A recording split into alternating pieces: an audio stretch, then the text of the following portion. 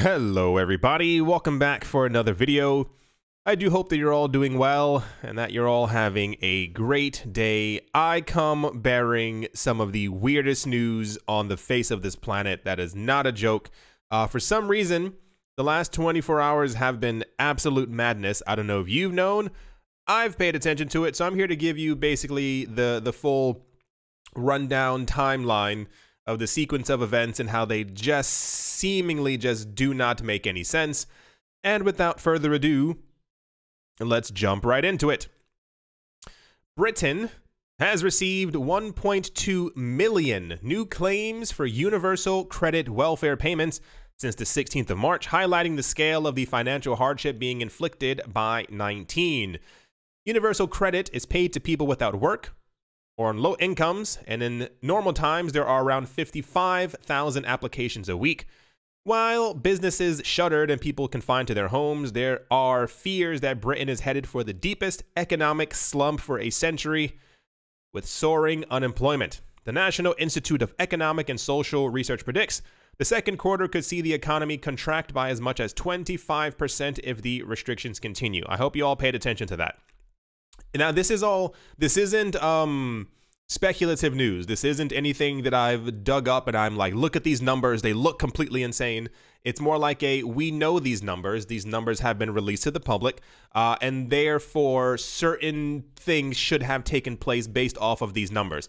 When you have a situation where just within the UK alone, you have 1.2 million people who are filing for unemployment and or some type of help me, I don't have a job money, that is very significant, especially when it's normally 55,000 applications. And then over the course of, I assume this is a 1 to 2 week period, or collectively over the last couple of weeks. It says even up here, economy on course for hardest or sharpest slump for almost 100 years. Once again, very public information. Everyone should know this. And I keep saying public information because I want you to understand just how many people know this information. For those of you not looking at the screen, it says a record 16.8 million people have sought U.S. jobless aid since number 19 began. If you remember a couple of weeks ago, what were the numbers that we were talking about? This is 2.5 weeks ago. The people seeking jobless help benefits aid was 300,000 people. A couple days later, it was 3.3 million. And then it was 10 million. I think we were talking about 10 million no more than a day or two ago. I think it was 10.2 million. It's been 3 weeks. The number is now at 16.8 million. And these are the people who have been able to do so. I'll put it to you this way. I have friends in the States who told me they try accessing the websites to actually get help while they haven't had a job for the last 2 months or haven't been able to go into the office. And the websites crash. There are errors. They can't do it. They're told that they're put into a queue or a line. You have to wait your turn to be able to do so. They try calling. Of course, no one is picking up at the offices. People either aren't there or they're so backed up. So these are just the 16.8 million people who have been able to do so. On top of that, in many states, for those of you who don't know, you have to have worked at a job or had a steady jobs for a significant period of time, usually over 1 year, to be able to receive benefits once you have lost your job. So look at it this way. Anyone who has had a job for 9 months, 8 months, 7 months, 11.5 months, not a joke. If they lost their job during all of this, you are then not able in many places in the US to be able to even think about receiving jobless aid. That also increases the numbers. You also have other people who may not have documentation, other people who are construction workers who like this, you get these construction jobs and usually you're not permitted to be able to even ask for some type of benefit should you lose your job. So the 16.8 million people are the people who actually have been able to hand in their applications, who have been able to go into the websites, who have been able to actually get through to someone to say, please, I need this. And these are the people who, I assure you, these are the numbers from last week because we keep getting numbers from the week before. As to the people who are or have been able to apply. So one can roughly assume if there are 350 million people within the US I think it's 354 million. Who cares about the exact number? 350 million. I think around 200, 150. No, I think it's over 200 million are over the eligible working age. So one can assume that the 16.8 million number is probably anywhere from 25 to 35 based off of people who are not eligible, are not legally able to do so, or simply have not gotten through. That is roughly 1 out of every 10 people in America now does not have a job. And once again, I repeat, this is all not free knowledge. This is public knowledge. Everyone knows about this. Not even combing over the fact that 16.8 million people are now jobless. Even if it was just this number, we have eclipsed numbers. And when you read other articles, make sure to also, well, rather not even make sure to pay attention, but rather just look through the other information that they're also providing. A lot of people, we've completely eclipsed any situation that we had during, I think it's called Black Monday. It was in 1980s, 1982 or something like that, when the stock market completely fell apart. Jobless numbers back then didn't barely even touch or reach what they did now. Going even further, we have completely darkened the skies when it comes to actually the amount of people who are jobless during the Great Depression. We've completely passed by all those numbers. Once again, keeping all of this in mind, and I think it's very important to keep all of this in, because you'll see what I'm getting to, and why the world just doesn't make a lot of sense, and why I've grown incredibly frustrated, because we can see, you can see, I can see, we all see. We're all going through this together. We all know exactly what 19 is. We all know someone who either has been affected or is currently affected, or how it's affecting other people around us. And when we know that stuff isn't good, it makes me, I try to remain optimistic for a future where things, and I didn't even care about the word decentralization right now, where things just make a bit more sense for people. The podcast I was listening to had to be no more than 4 or 5 days ago. I had to get out of the house. I had to go for a walk. They were saying that the current system for jobless aid within the US is so antiquated that they actually cannot deal with everything that's going on. If I'm not mistaken, I'm pretty sure this guy is handing out applications to people as they drive by in their car. The system never assumed that there would be a problem. And this is why I keep saying, even though it doesn't really exactly, I always say, make sure you have a rainy day fund. It's not because I like to sound like a genius or I like to sound like the other professionals. You have to, after all of this is done, whenever that may be, you have to start saving up money. You have to have money on the side. You have to make sure that you are prepared. So many people are unprepared, and I don't think it's necessarily their fault. I think a lot of people have gotten used to you get used to the idea that things will go up forever, that things will be good forever, that things will always be okay, that things will always be fine. And that's not how the world works. That's not how it ever works. If you've never opened up a history book, you may not like history. Watch a documentary. You don't even have to read a book. Just learn about how history has taken place, how this stuff happens between every 8, 10 to 12 years. Not this massive breakdown that we're seeing, but there are always hard times, and you have to always make sure that you're prepared. Because there was something before, it had to be about a year ago. I don't remember if it was on YouTube, if it was, I forgot what I was watching. It was something video. And they were asking people on the street, and they were asking people in general through a survey. They said, within the US, they said, if you had an emergency, some emergency popped up, would you be able to gather or get together, I think the number was $300 to be able to help that emergency? And I think more than half of Americans said no. They had no way of getting $300 for an emergency. So imagine if the emergency costs $5,000. Imagine if your car breaks down. Imagine all these other things. Like, how are you getting that money? So if there are 16.8 million people that we know of who aren't able to pay their bills, pay their rent and stuff like that, what is going to happen if this ends up going on for much longer? It's completely nonsensical, and I want you to keep all of this at the front of your brain. Keep it there, because it's all going to accumulate into one big, gigantic ball of nonsense. For those of you who have not been paying attention, or have not been it's important to listen to people who know what they're talking about. It's important to listen to people who are experts in a certain field, especially when it comes to something like this. They probably know a lot more than other people. If you didn't see, this is just one little kind of thing around here. A couple of years ago, I remember watching this as well. There was a video with Bill Gates talking about a scenario like similar to what we're actually having right now. He made this in 2015. You can see the image right here. I think it was a TED Talk. Yeah. Where he pretty much says we're not ready. He's like, there's no way, any way, shape, or form that we're ready. He said he was talking to governments. He was trying to reach out to other people, telling them, hey, we should build infrastructure to actually make this a lot better, because it doesn't look like it's going to get better anytime soon. And should we have a problem, things will completely break down and will continue to break down because we won't know how to get it under control.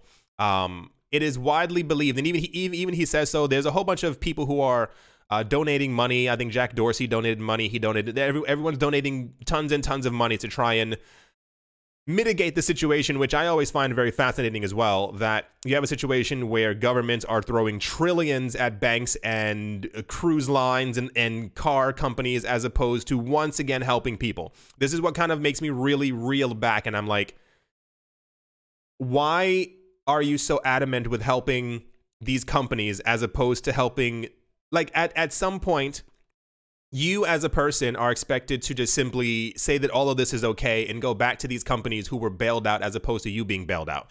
In about 3, 4, 5 years, when things are okay, you're expected to go to work, get a paycheck, and continue supporting these companies who got more money than you did during your hard times. A lot of people have been asking, the number one question that people keep asking is, when are things going to get back to normal? What you have to understand is there is no longer a normal. This is it. This is what we're seeing now is going to completely reshape the world forever in ways that we can't even begin to imagine. You have a lot of economists who are coming forward talking about where they think things are going to go as far as the economic situation. That is not going to happen in a week. It's not going to happen in 3 weeks. It's not going to happen in 4 weeks. It's not going to happen in 8 weeks. We are not going to see a massive recovery because things are not going to get the shock waves that we're feeling right now are going to continue for the next couple of years. And that is anywhere from the people who are affected by 19, the people we've lost because of it, the people who are jobless. There is no way on this planet, no way, I assure you, even if we just take the 16.8 million number from last week, there's no way that when all of this is over, or if all of this was over in the next 8 weeks, that there would be a brand new situation where 17 million new jobs would get created. It's just not going to happen. It's not plausible. It's not a thing. It's just not going to happen. So you pile all of this up, and then you kind of get this really interesting situation where a lot of people keep thinking, and this usually, and I'm trying to choose my words correctly.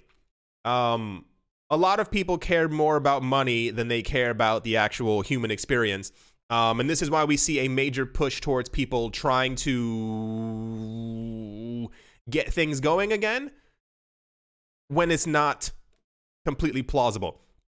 For those of you not looking at the screen, it says the US plan anticipates an 18-month issue and widespread shortages. When you look around and pay attention to exactly what's going on, and you listen to the experts, they say that what's currently going on is going to last anywhere from 12 to 18 months. Those are not fake numbers. Those are not numbers that people are. This is what's happened in other parts of the world. You have to understand, things like this have happened before, and they've happened in other places that usually weren't the West. So when these things tend to take place, they know exactly how long the span of it is. And the fact that this is now all over the place lets them know that we have at least 18 months of this going on. Restrictions will be lifted. You won't all be confined and stuff like that, as it were. However, the issues stemming from this will last for a very long time. People will not be able to go back to work immediately. People will still have a loss of jobs. Everything else we were just talking about, just keeping that in mind. Many other places have actually even thought that we could feel the shockwaves of this for the next 3 years. By the third year, we may only have like rumbles, but they will still be felt. Like the same exact way that we were feeling the ramifications about a year or two ago from the actual stock market crash of 2007, 8, and 9, regardless of any fake pumps in the stock market with all these overvaluations of these trillion-dollar companies. We were still feeling the effects, and all the debt that we had compiled up until that point had not been paid off, and it still has not been paid off, which is something that we're also going to talk about as well. So keeping all of that in mind, we know that jobless levels have hit extreme rates around the world. People are expecting this to last for a very, very long time. On top of this as well, yesterday, the Federal Reserve unveiled a new $2.3 trillion in loans to support the U.S. economy. Not only did we have news a couple of weeks ago, 2 weeks ago, 3 weeks ago at this point, that they planned on creating $1.5 trillion to be able to send out $1,200 checks to people just within the states, which is not going to do a lot, especially when you're giving billions to companies. But they also announced that they're going to create $2.3 trillion to boost up the economy. And depending on where you look, it could be anywhere from them buying bonds, buying equities, buying securities, buying things in the market to be able to prop them up because no one else is buying them. They expected that after lowering interest rates to zero, that more people around the world would be like, yes, let's do it. Let's get into it. No one wants it, because I think reality is settling in for a lot of other people, and people are slowly understanding that this is not going to go away anytime soon. Regardless of how much money you might print or that you're going to push into the market, it won't really have any major effect. And this is already, from the news that we know, this is already $3.8 trillion that is now being created. Keeping in mind, remember last year when stocks were already looking flimsy before any of this happened? Never forget this. When stocks were looking flimsy, we had the news that the Fed was pushing $100 billion into the market every single month in an effort to keep it propped up. That was before all of this happened. That roughly accumulates to around that $4.5 trillion. Keep all that in mind. On top of that, the housing crisis. I don't mean to make this video depressing. It's more of a if you've been missing out and haven't been paying attention to what's going on, I'm here to inform you as to exactly all the nonsense that's been taking place. And the other part is just to really pay attention to where I'm going with all this. There are a lot of people, and I dare not even say the word around the world. There are many other places that are actually handling this pretty okay. But the issue is that when you have the world's largest and strongest, air quotes, economy going through all of this, a lot of other people are definitely taking notice as well. And also there also is a crisis as well throughout the rest of the world. If you can't work, if you're not receiving money in some sort of way, you can't pay your bills. You can't pay your mortgage. So I already told you a couple of days ago, my friend who works for a loan office, he said all these people were calling to try and I'm not joking, they were like, can you stop my mortgage? Can you hold off for a couple of months? Can I refinance? Can I so-and-so? Can I consolidate? And he's like, we can only do so much. You actually have to have the money to be able to do so. So if you have a situation, keep this all in mind. It's been about 2 months now. A lot of people have been out of jobs for 2 months. I have a lot of friends who are working either part-time or like they may get around 2 to 3 hours of work a day. And that's their bosses trying to be like, we have to stretch this out as much as possible. If you're normally working about 3-4 times that per day, your money is only going to be around 1/4, 1/5 of what you were making. That does not cover people's rents. And if it does cover their rent, it doesn't cover light, gas, electricity, anything else you may have, water, any other luxuries you might have. That is to say, cable, satellite, television, etc. Oh, and also food. You know, the thing you need to actually eat to live. So imagine this once again, same situation. And I don't even say 18 months. Imagine this all continuing for the next 2 months. What do you think is going to happen if we're already seeing a fallout now? Imagine if this goes on for another 3, 4, 5 months. What would take place? Can you imagine the situation where the issue that we had in 2007, 2008, 2009 was that people were taking out multiple mortgages for multiple homes and all this other stuff. We've had the same exact thing happen the last couple of years as well. A lot of people have grown giddy with the fact that the stock market was, I mean, the stock market keeps going up. I remember watching, what's the name of that show? It's not House Hunters. There's another show. Can't remember what it's called. It was one I was watching, but it was based in the UK. And there was people hunting for homes. And I remember this guy was looking for a place in London. And he was like, I don't know if I should buy a home now. And they were like, why shouldn't you buy a home now? He's like, I don't know. He's like, I feel like the market's going to go down. Like, I don't want to buy something and then the market ends up going down. I think a couple of people on that episode, there was one woman, can't remember whatever. She ended up buying, I think, her 10th apartment on a loan because she was like, well, the stock market keeps going up. Like, I mean, I see no indication as to why I shouldn't just keep investing in real estate. And then they like went over her finances and like every month, like she was just doing it. She was just doing it. So imagine having 10 mortgages, because I assume she did not get 10-year or 15-year mortgages, being able to immediately pay them all off. She probably at least has 30-year mortgages. Imagine having just 10 mortgages. Imagine having a mortgage and you're able to pay that because you make money in your job. Imagine not being able to go to your job, and banks usually aren't very friendly. If you tell them, hey, I can't pay my mortgage for 3, 4 months, they go, okay, you're getting to that period where you're going to have to give us the house back. Now imagine this goes on for another 6 months. Imagine people living anywhere, can't pay their rent, and can't pay their mortgages. And we have actual numbers to support that all of this is getting really bad. There are a couple of places around the world who have actually halted mortgage payments and rent payments because they're like, we got to find a way to actually do this. The word isn't backlash. How all that's going to play out is another story to me, because I'm pretty sure that everything works backwards as well. I heard rumors. So the idea is, imagine you lose your job. You're renting a place. You have to tell the owner, hey, I can't pay my rent.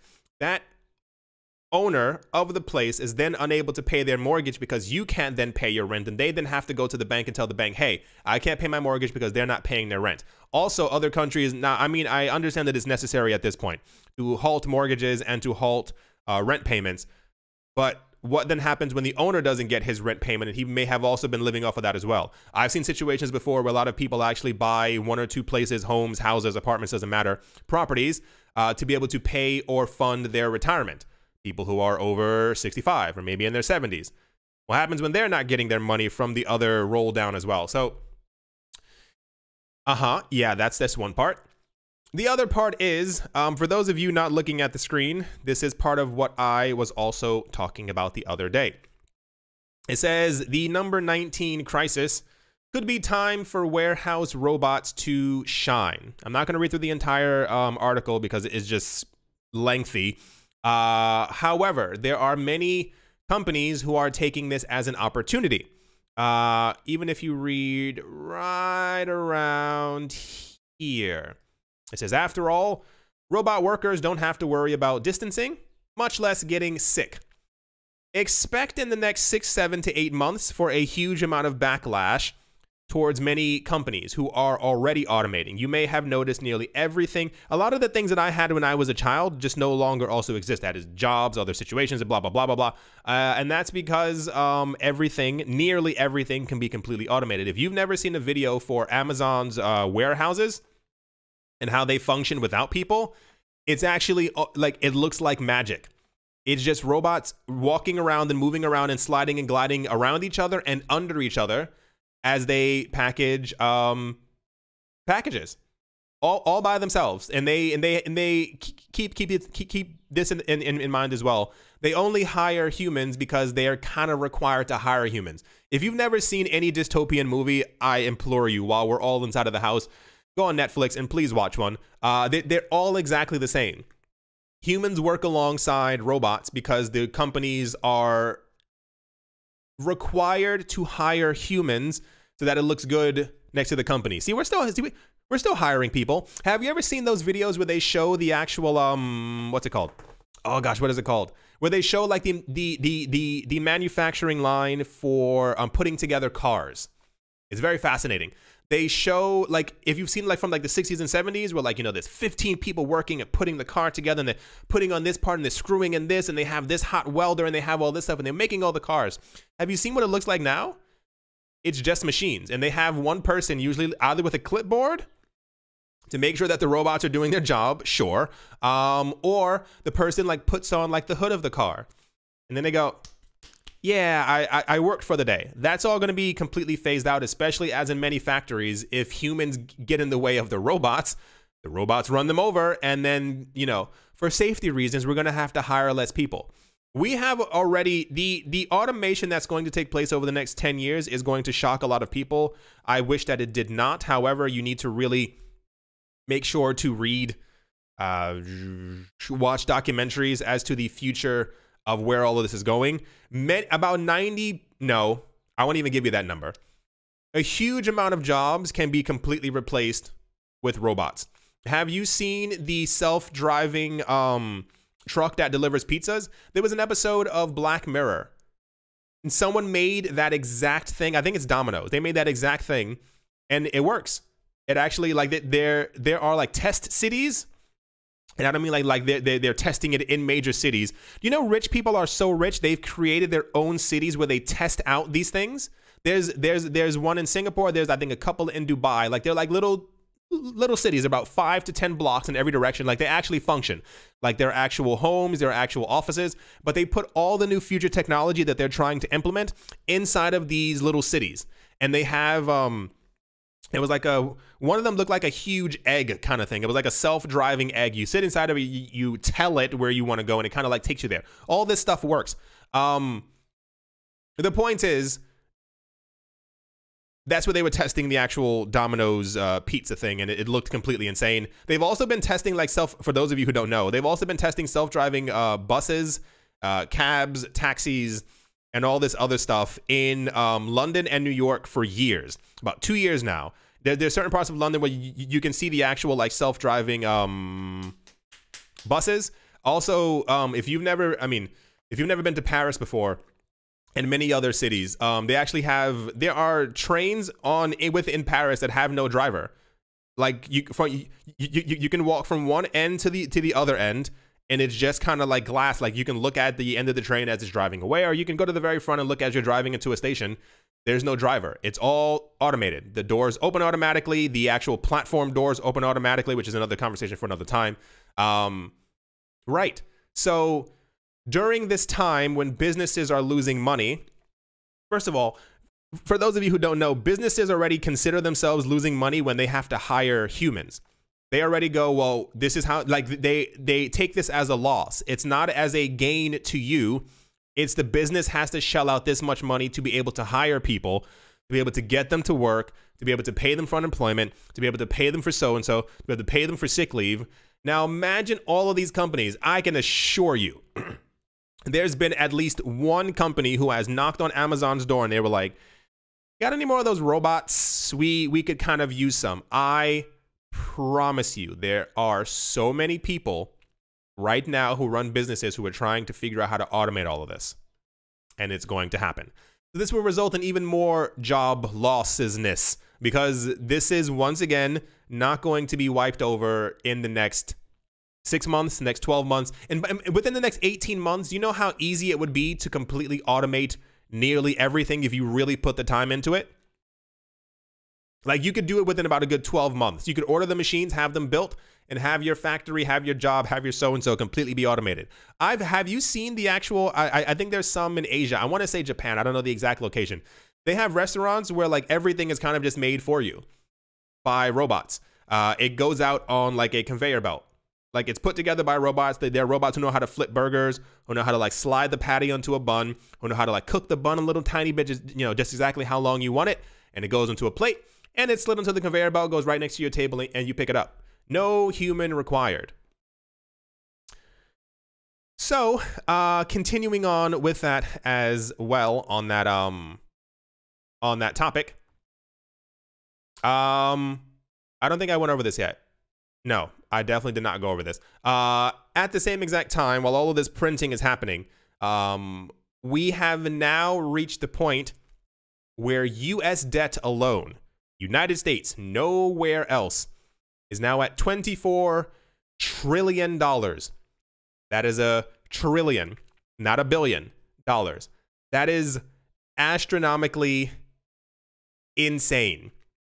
I wish I could put into context of how much this is debt that is never going to be paid back. The public debt held by the U.S. has surpassed $24 trillion for the first time, nearly double when compared to a decade ago, 10 years, and is up by $1 trillion in less than 6 months, according to the U.S. Treasury Department. Everything that's taking place is nonsense. I dare use the G word. It's garbage. The U.S. debt is at $24 trillion. Joblessness, all-time high. People can't pay their rents. People can't pay their mortgages. The Fed is printing roughly that we know about. Like, I imagine that other situations have happened over the last couple of years that we just simply haven't been told about, because them printing 50 billion per week probably just isn't newsworthy. It's at least roughly around $4 trillion that they've been printing, making, and putting into the economy as a way to try and help boost it, and it has not working. Keeping in mind, we also have 0% interest rates in many countries around the world who already have zero and or negative are thinking of trying to lower them even more. It does not work. It is also expected that this is going to continue, the current situation that we have right now, for anywhere from 6, 12 to 18 months. 6 is optimistic. 6 is optimistically optimistic. It's at least going to be 12 to 18 months that all of this is going to continue to rumble through the planet. Let us not forget, just within the US alone, we have at least 16.8 million people who don't have jobs. I'm going to safely say the number is probably around 30 million, just roughly. Roughly, like even roughly. And even then, once again, we keep getting numbers from the week before. So last week, we had numbers from the week before that the jobless numbers were around, was it 10.2 million or something like that? And now we're getting these numbers that is 16.8 million. So I assume this is covering the numbers from last week. So by the time we get to next Friday, just expect those numbers to have ballooned a lot more.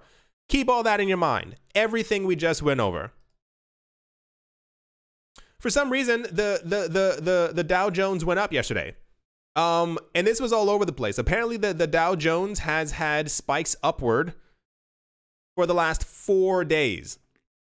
Regardless of all the nonsense that may be going on, regardless of all the insanity that's actually, and this is why I said this is all public knowledge. This is why I made sure to say it at the beginning of the video, because if it wasn't public knowledge and we saw the Dow Jones or the other stock markets going up, we would go, wow, I guess things are recovering. But we now know for a fact that they're not. We know that the economy is in trouble. We know that trillions of dollars have been printed. We know that people are losing their jobs, losing their homes, can't pay their rent. And this is all expected to go on for a continued period of time. There are a couple of people who keep saying that they want to get things back to normal within the next couple of weeks. It's not how things work. The only reason things look like they could get better sooner rather than later is because everyone's at home. But what happens when you get to that point? And this is also a very big topic. Keep this in mind as well. We're in spring now. What happens when it's summer and everybody wants to go outside and people are tired of being in their homes for the last 2, 3, 4, 5 months? People are going to go outside, and then we're going to have the same exact situation pop up all over again. Just being completely real with every single one of you. No one wants to be inside when it's 25, 26, 27, 28 Celsius outside. That's around 80, 81, 82, 83, 84, 85 Fahrenheit. Imagine it being that temperature every single day. We know how humans work. For some reason, the Dow Jones keeps popping up, and it's, to my mind, it just doesn't really make a lot of sense, because we once again know that the fact that the economy can, how do I even put this into a sentence? People who are buying stocks and stuff right now should know better. A lot of this movement upward in stocks, in my opinion, is probably, this is my opinion, it's all so completely falsified to get people under the impression that things are possibly going to get better, that they should push their money into the market. But what ends up happening is, and we've seen this multiple other times before, people put their money into markets where they think it's going back up. The people who told them to put their money into the market have sold. When they know that the price goes up, they sell. The market begins to decline, and all those people who put their money into the market, they start losing their money. But it was because that they were told to put their money into the market that prices went up in the first place. We know that all the numbers are negative. Like, we know that there's no actual future prospect over the next month that things are going to get back to normal. Why would the Dow be going up? It was probably over right here, over the Federal Reserve announcing that not only are they creating fake money to increase inflation, but they're also just pushing it into stocks that nobody wants to buy because everyone's scared in one way, and then also of losing money. I want to understand. I think today is Friday. So the stock market, I believe, is closed. This could have been a let's move up one last time rally, because it definitely was not a logical rally, as we know. Things aren't looking good. When things it almost boggles the mind that stocks would go up at all when we know that the economy looks terrible. We have never, the US has never had $24 trillion in debt ever. Jobless numbers through the roof. Current situation, another 18 months. Stocks go up.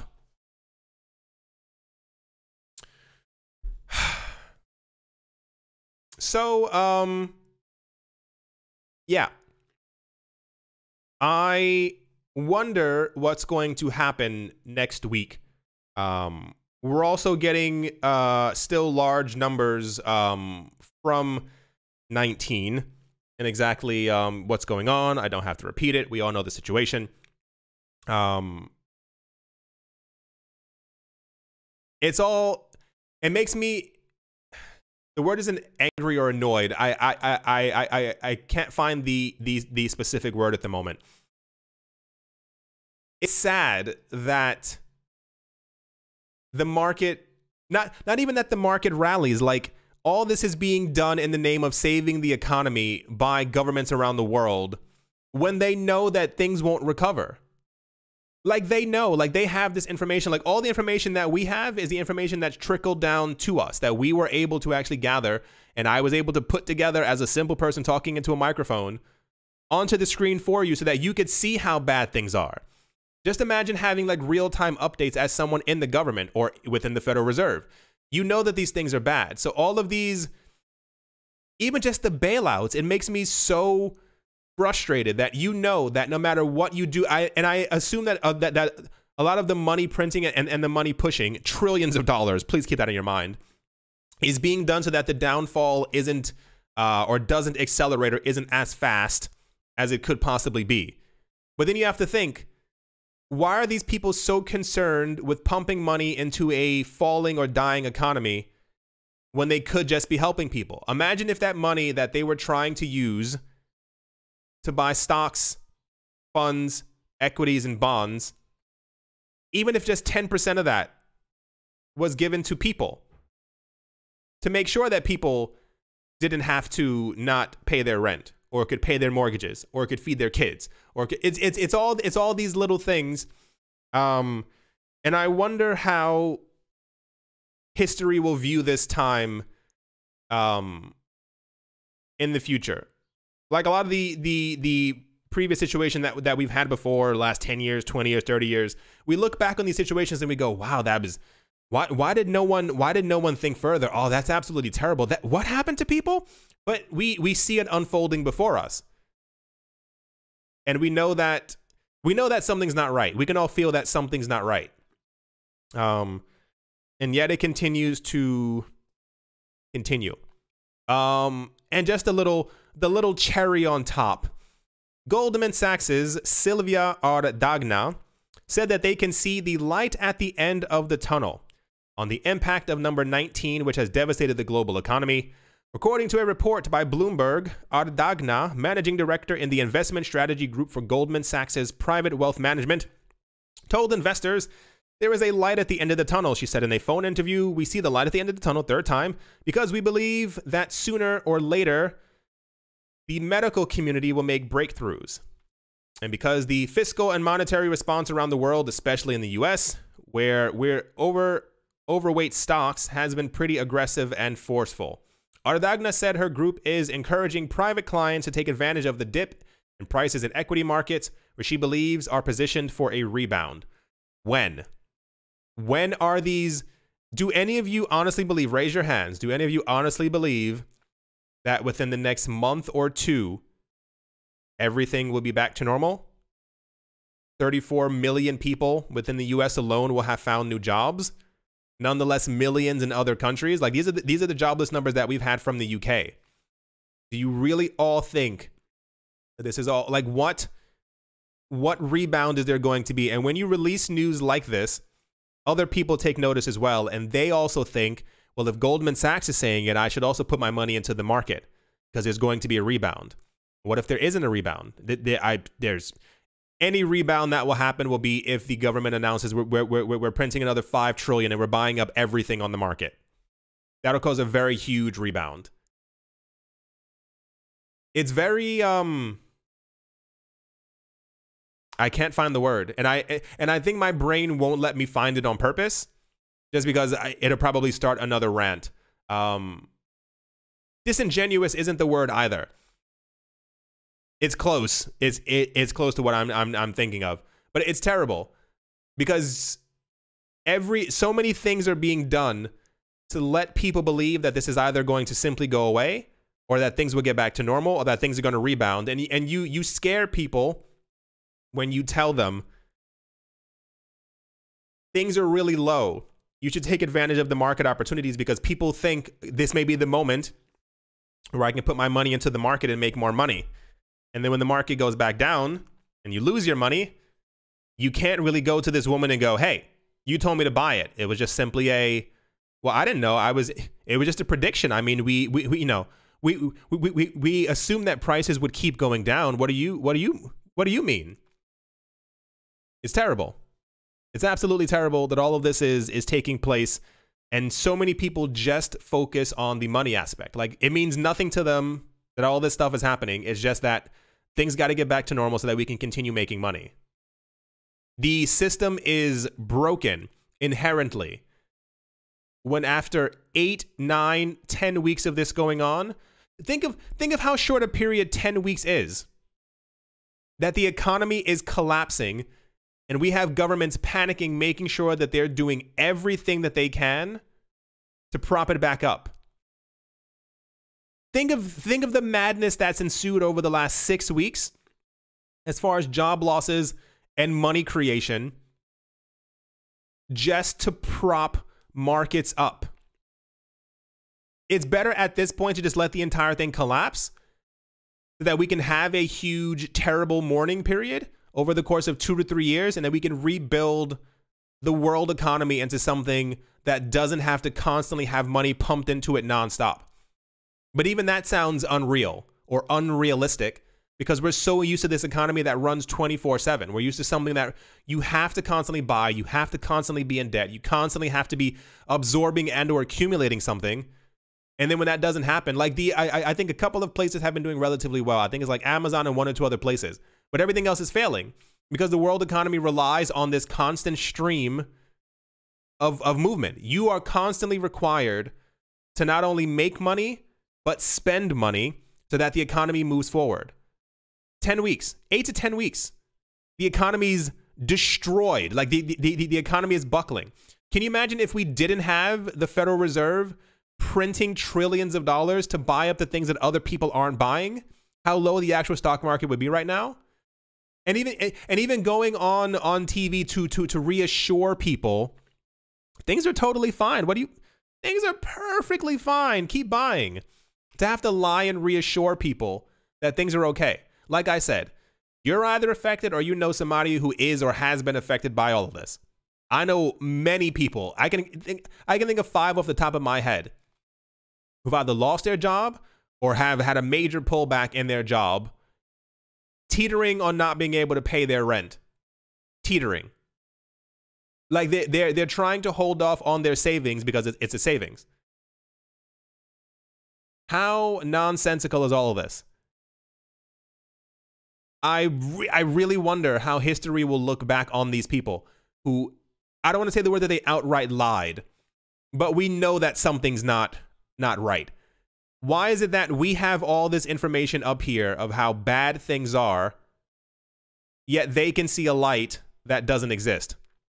The room is dark. Like, we know that there are no lights on.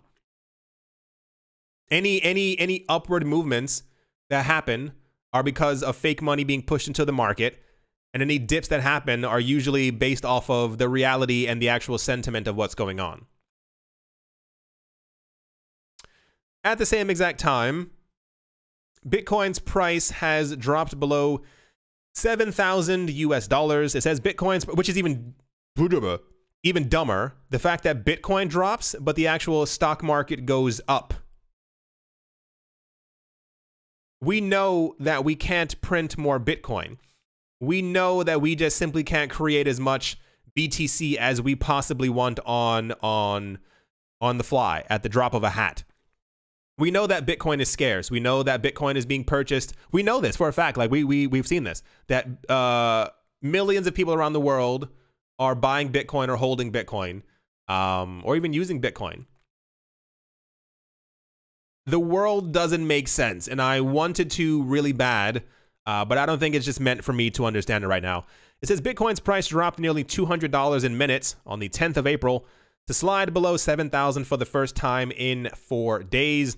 Data from Coin360 and Cointelegraph Markets showed the Bitcoin to USD now dropping below the tight $400 corridor between 7,100 and 7,400, where it had stayed for most of the week. The sudden drop from 7,150 to 6,915 also formed the most volatility seen in recent days, and at press time, Bitcoin is trading around 6,960, yeah, give or take. It depends on where you look, because my 8, 4, 7, 8, 9, $10 away from that actual number. I woke up this morning to the shock of a lifetime.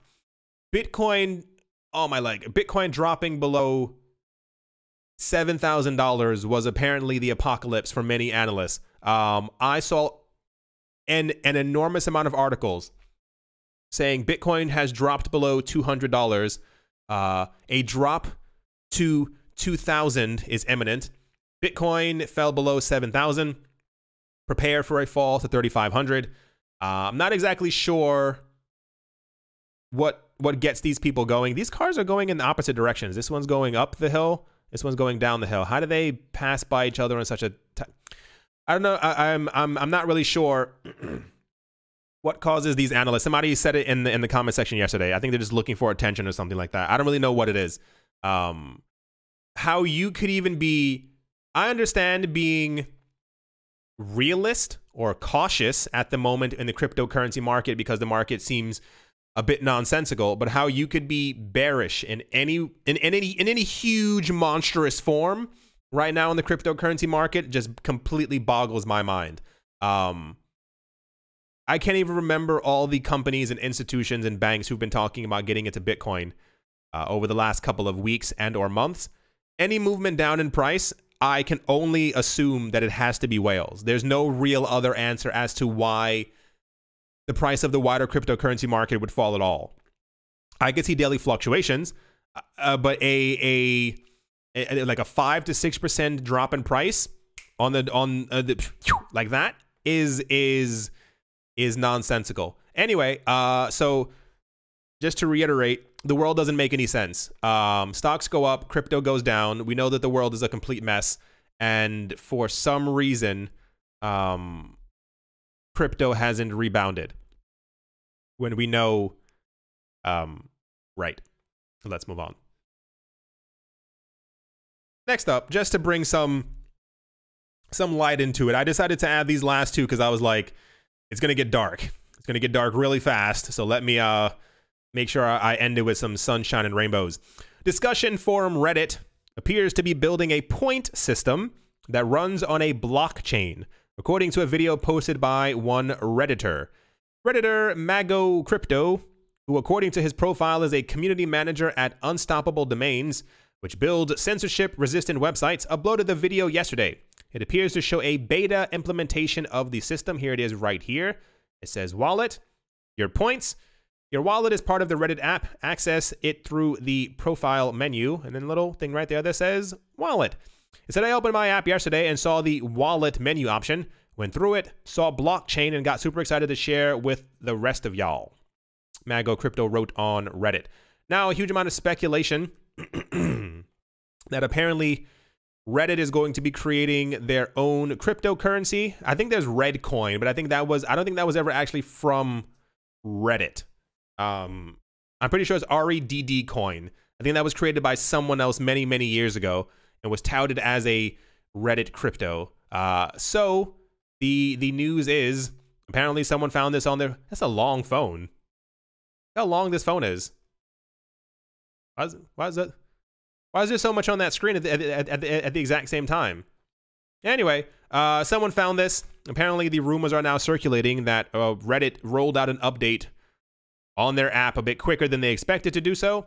And yeah, we may be seeing a Reddit crypto, or I think the most logical answer, but we know the world doesn't work on logic, would simply be to integrate current cryptocurrencies into it. Assumption, just like everything else. I assume they're going to be creating their own blockchain. Bam, got it. Creating their own coin for the blockchain. Bam, got it as well, which you'll probably be able to accumulate during people tipping you, people liking your post. I assume that'll be the new point system through the actual crypto. Just guesses, logical guesses. And the third one will be that at some point between now and the next 12 months, we're going to hear about the actual integration of Bitcoin and Ether to the platform to be able to do it, which then leads to a very big question mark, because when you start adding other cryptocurrencies to the platform into the wallet, does that then require you to go through the Know Your Customer AML laws, which then would require you to give your data and information and ID to Reddit? Just thinking ahead, this is how they all work. This is how we've seen this multiple times through the years. But the speculation now is Reddit may be adding cryptocurrency to the platform, but I'm going to assume they probably won't let this slide by, and they're probably going to try and add their own crypto. Just an assumption. And to finish things off, I think I have to talk negatively about them more often, because whenever I do, they seem to actually... Can you imagine if they actually watched my videos and they're like, no, the modern investor said we have to do something.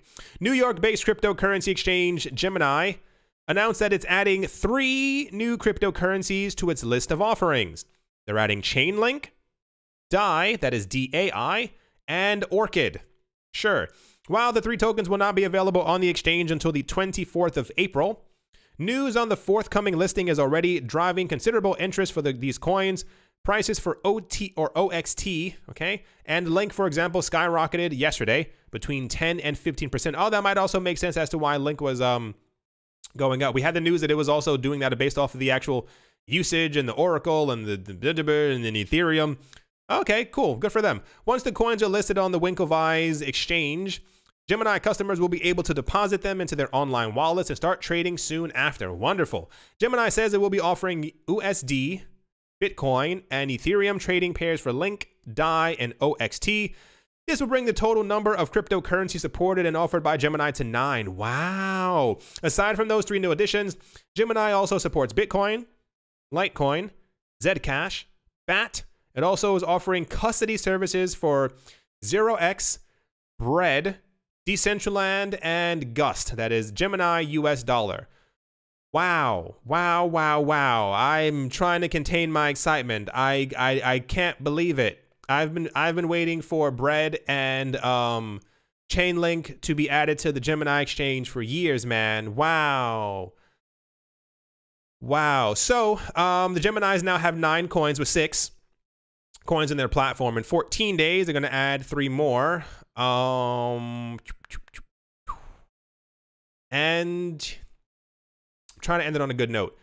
That's great for them. I'm glad that they did that. And I hope that everyone is able to trade their Chainlink how they wish in a decentralized world. I did it. See, I didn't say anything bad. I did it. As always, a very special thank you to my Patreon supporters.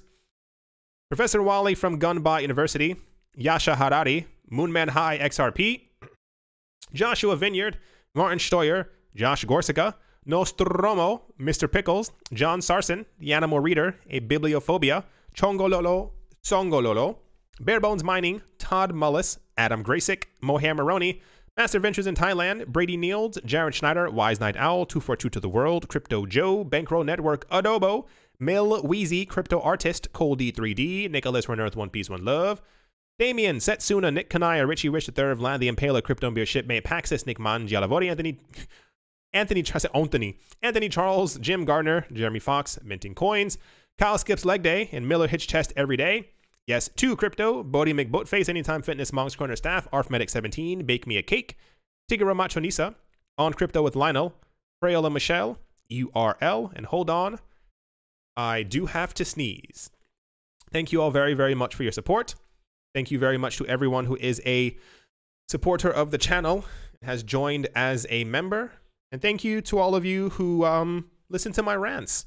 I mean, it's not so much of a rant as a realistic rant. I try to merge them together. It doesn't. I mean, everything that's going on that I just told you is real. Like, it's actually happening. So I don't think it's so much of a rant as it is a the world is in turmoil, and I think it is.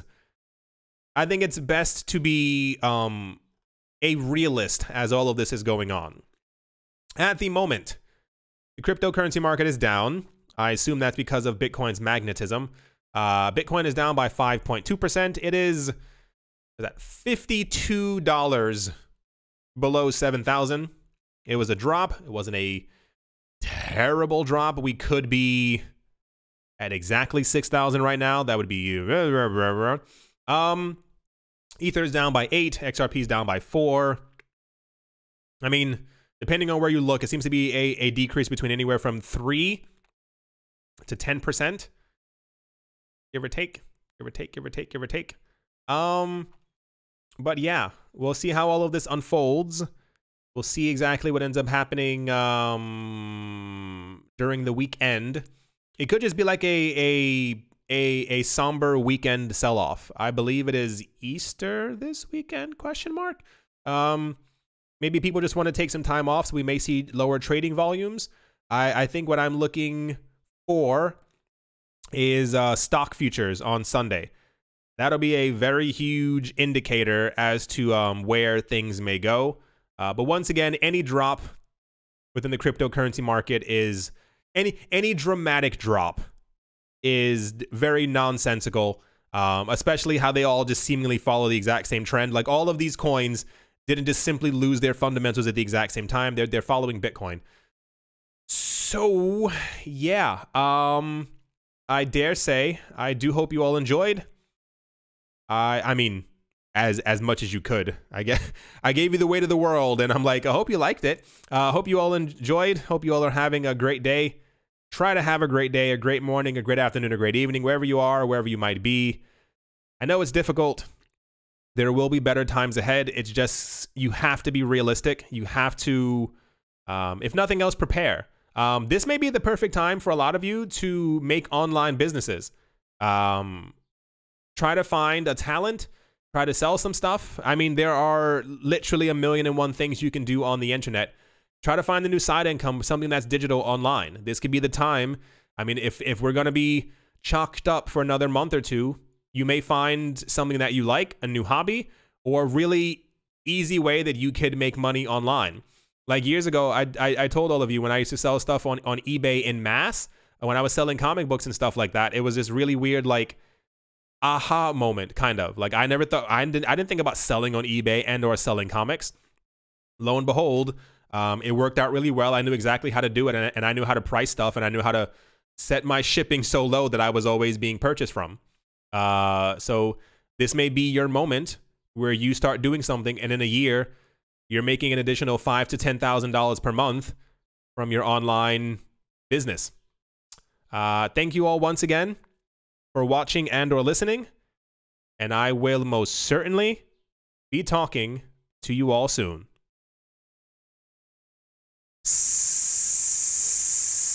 See you.